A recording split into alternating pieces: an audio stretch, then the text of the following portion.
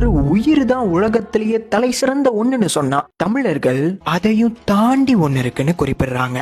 மரியாதை அப்படின்ற விஷயம் ஒரு பொருளை இழந்தா என்ன ஆயிடுமோ அப்படின்ற பயத்தினாலதான் வரும். அதை இழக்க விடாம பாதுகாக்கிறதுக்கு தான் நமக்கு பயம்ன்ற எமோஷனும் இருக்கும். அப்படி எந்த பொருள் எடுத்தாலும் இந்த மரியாதையும் பயமும் உச்ச கட்டத்துல நிக்கிறது ஒரு உயிருக்கு தான் நிற்கும். உலகத்திலேயே தலை சிறந்ததும் ஒரு உயிர் தான். ஆயக்கலை 64 தேவாரம் போன்ற உயிர் சம்பந்தப்பட்ட கலைப்படி இந்த பிரபஞ்சத்தோட ஒட்டுமொத்த ரகசிய தகவலும் ஒரு மனித உயிர்க்குள்ளதான் இருக்கும். அனைத்துக்கும் தோற்றமும் அதுவே, முடிவும் அதுவே.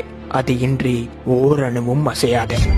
அப்பேற்பட்ட உயிரையும் தாண்டி ஒண்ணு இருக்குன்னா அந்த ஒன்னே ஒண்ணுதான் அந்த உயிரை அடக்க முடியும், தன்னோட கட்டுப்பாட்டுக்கு கொண்டு வர முடியும், ஒரு அரசனாக முடியும். காட்டுக்குள்ள என்னதான் சக்தி வாய்ந்த மிருகம்லாம் இருந்தாலும் அங்க காட்டுக்கு ராஜா ஆண் சிங்கம் தான். ஏன்னா அந்த ஒன்னே ஒண்ணுதான் எந்த காரியத்தை எப்போ எதுக்கு பண்ணணும்ன்ற ஒரு ஒழுங்கோட பண்ணும். அதுக்கு தமிழ்ல ஒழுக்கம்னு பேரு.